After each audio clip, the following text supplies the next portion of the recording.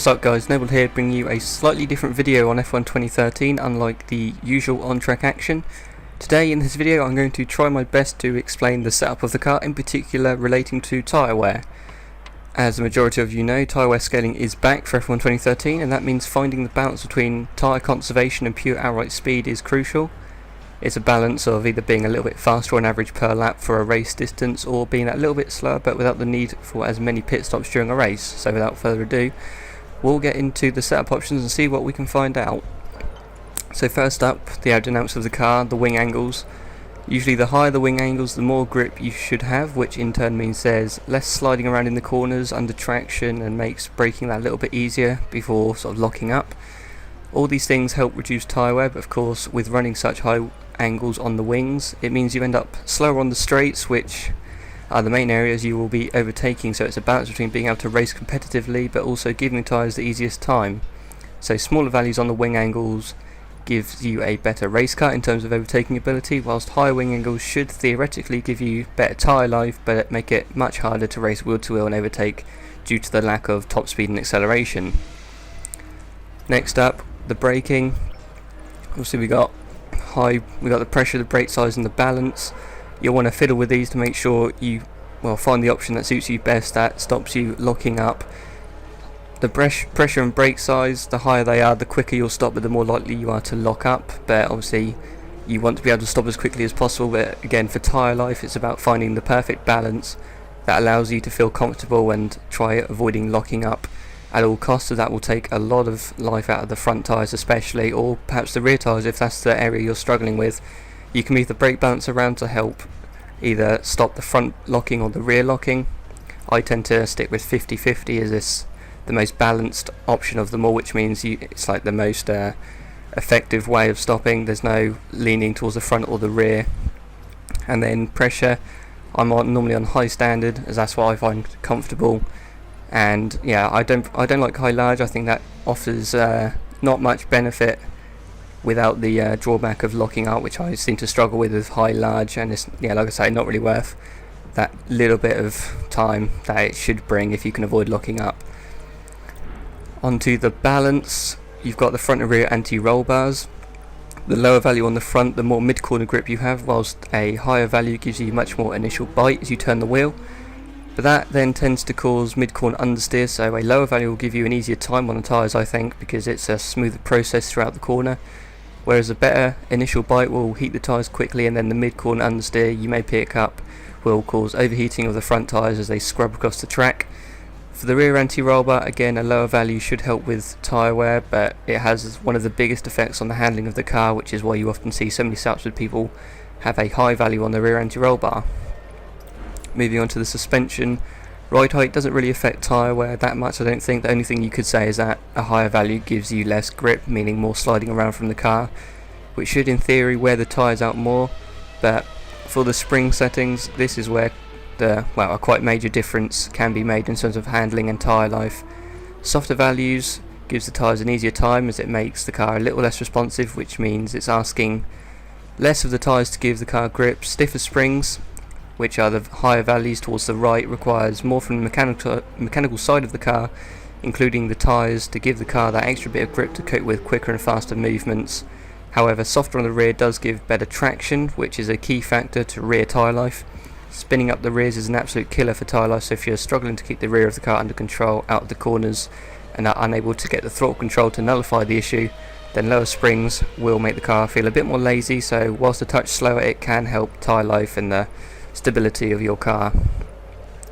Gearbox, nothing major here, perhaps taller gears to the right could help the car pick up traction quicker rather than constantly spinning the wheels as you shift up due to higher revs. But I think it's all down to throttle control really, rather than gear settings in regards to traction out of corners. Engine mix can definitely make a difference. Lean mix 1 for sure helps keep the rear tyres and traction in check out of the corners, whilst obviously compromising outright performance from the engine. It's usually why you see people running lean mix 1 during the tight and twisty sections of a circuit, as it's not only the area where you lose the least amount of time when running lean, but it also helps the car not become a bit of a donkey every time you put the throttle down after a slow corner. Final part of the setup that we're looking at and that we have the option to change is the alignment. It really is a major factor in here, especially the camber. Essentially the further left, which is more negative camber, means you have more grip, especially on the front tyres, whilst that increased amount of grip and responsiveness means the tyres have a harder time in the corners. The rear camber is all about the contact patch between the tyre and the road. Increased negative camber, so towards the left, gives you better grip in the corners as the tyre has more room to lean, which means you can push harder and further before suffering grip loss, whilst reducing the value of the rear camber gives you, or reducing it is towards the right, gives you a better contact patch, meaning you have a lot more of the tyre in contact with the road, resulting in increased levels of traction. That of course means it's better for the tyres as it goes through less stress, as it's not so on edge and subject to wheel spin and braking traction. So further to the left gives more grip and increased tyre wear, whilst towards the right means the opposite. The toe settings don't have that much to do with tyre life as far as I understand, but mainly they're about the feel for the car on the straights and in the corners without really affecting the tyre life. Just three more things to cover as we come out of the setup menu. We've got the tyres. Primes offer less grip, meaning they're subject to increased chances of wheel spin and braking traction, as well as locking up, but because they don't offer as much grip, they're not being subjected to as harsh a treatment in the corners, which is a factor as to why they last longer than the option tyre, as well as of course the making up of the tyre and the way it's made. The option tyres, whilst giving you increased grip, means they're likely being put under more stress in the corners, the traction zone, as well as under braking, meaning they're far more likely to overheat and wear out quicker than the prime tyres. Next thing that I would like to point out, but I don't have the option to do so because we're in the wrong session, we've got the fuel strategy for the race. Of course, the more fuel you carry, the longer you can run on rich, which results in faster lap times, but that extra weight of the fuel means the tyres are under more stress whilst you carry that fuel, and then when you try and burn it off by running rich mixture 3, you then put the tyres under stress due to the increased chances of wheel spin and general faster driving you're doing, so that's a factor worth considering.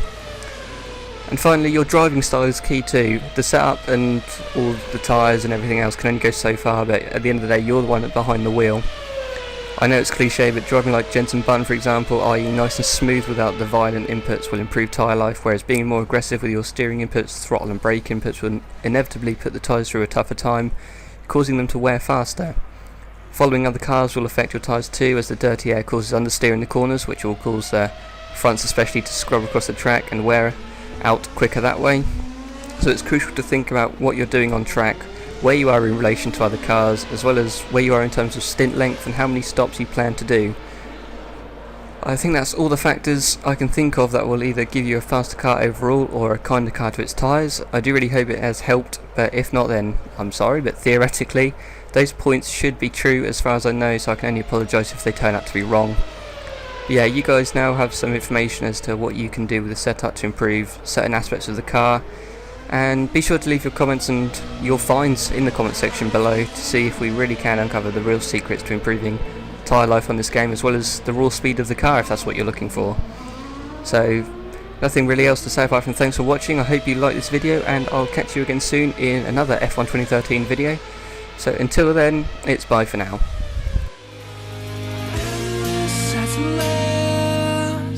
Won't you grab me?